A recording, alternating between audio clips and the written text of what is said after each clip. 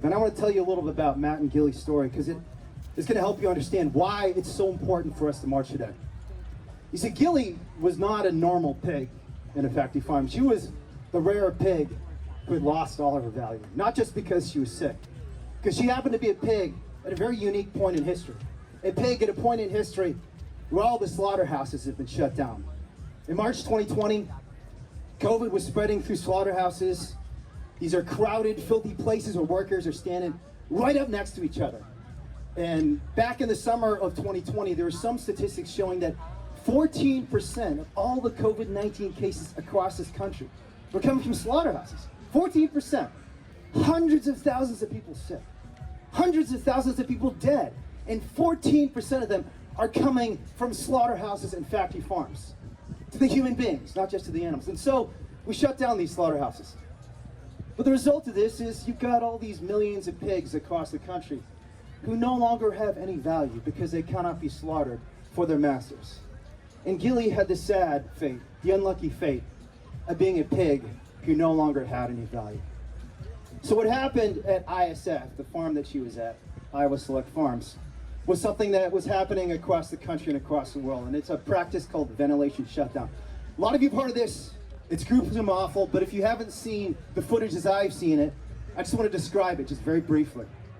Ventilation shutdown is a practice where, because these animals no longer have any value, they don't want to waste the money to feed them, to give them water, to give them any care, they shut down all the vents in the facility. They pump in steaming hot air, 200 degrees or higher. Air that's so hot that the water literally is boiling and turning into steam. And they slowly roast the pigs alive. So when you watch this footage, it's incredibly disturbing because the pigs don't initially realize what is happening.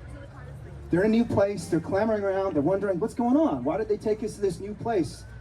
And they start realizing, wait, the air is a little bit weird in here, I can't breathe. Then they start to see the steam coming in. You can see them getting a little more nervous and worried. They start clamoring over each other. And eventually they start realizing, wait a minute, this steam isn't stopping. This heat isn't stopping. It's getting hotter and hotter. It's getting into my eyes. It's in my nose. It's in my ears. It's in my lungs. And I can no longer breathe. And so they're running around. They're crawling over each other. They're desperate to escape this place because they are being boiled alive.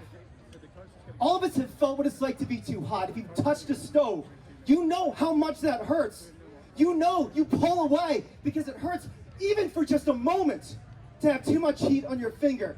And for hundreds of thousands of animals in Iowa, this happened over the course of hours and hours. And wherever they went in these farms, no matter where they climbed, they could not find a way to escape. So all they could do was scream in agony until they died. This is what was happening in Iowa because of COVID-19. This is what was happening because of factory farming. And this practice was so awful, so disgusting and monstrous that even the employees at ISF revolted and started speaking out. And one of them, a guy by the name of Lucas Walker, whose name you should remember because this guy's a hero, did something that pig farmers almost never do.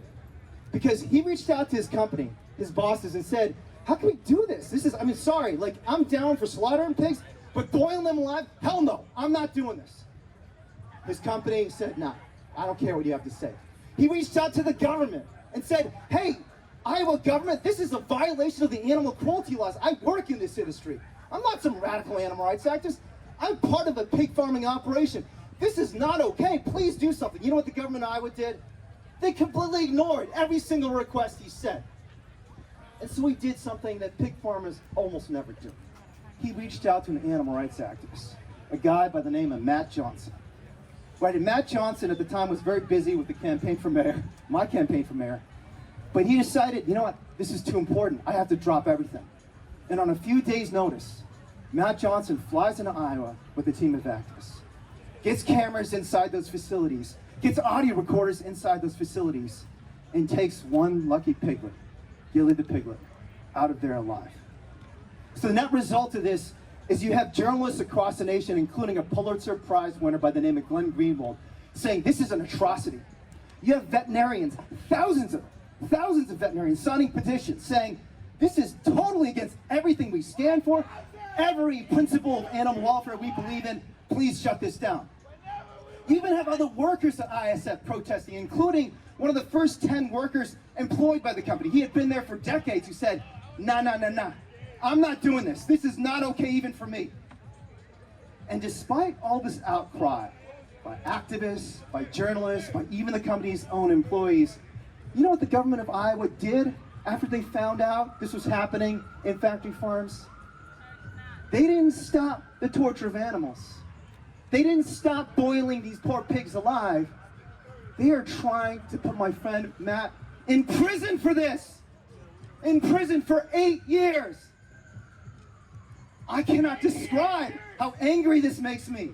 How disgusted I am with our government right now for doing this to Matt and to those pigs. And frankly, it's so bad sometimes I feel defeated. I'm just like, what the hell? I mean, what the hell? They're boiling pigs alive, and you're gonna put the guy in prison who exposed it, and not the company that's doing this?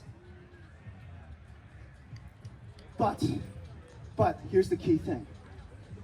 I've come to realize that there's a very easy 3-word response to what the government is doing that fires me up and gets me ready to fight and march and rescue more animals from these awful, evil places. And those 3 words are, bring it on. Bring it on. And I'll tell you why. I'll tell you why I am not afraid of this prosecution, and why I know Matt is not afraid either. I'll tell you why we need to bring it on, because for every person they put in prison, there are going to be 10 people to step up and replace Matt Johnson.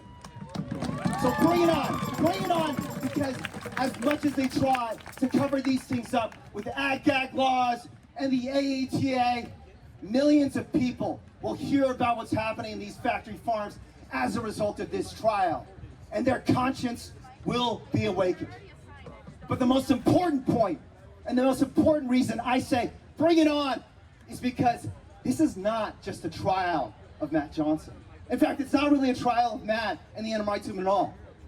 This is a trial, we're gonna put the industry on trial. This is a battle between 2 competing visions.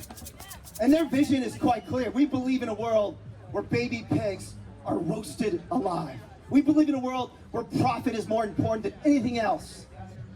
And we believe in a world that's a little different, a lot different than that. We believe in a world where every animal, where every human being is treated with decency and kindness.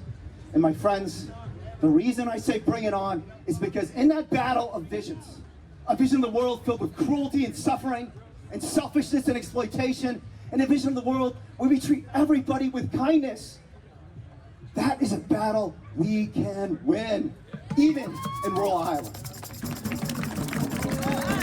So this is why it is so important for us to be here today, to speak, to march, and yes, to take direct action to save animals. And this is why I'm so proud to be with you all today. And frankly, there could be possibly no better place in the world to have this march, because just a few blocks away, San Francisco became one of the first 2 cities in the nation to pass a resolution in support of the right to rescue animals from abuse. So if you believe the people of San Francisco and the government of San Francisco believe in this, which you should because they already passed the resolution, then let's get out there and march. Let's raise our voices, and let's make our vision of a world where every animal is free a reality. Thank you very much. Let's get out there.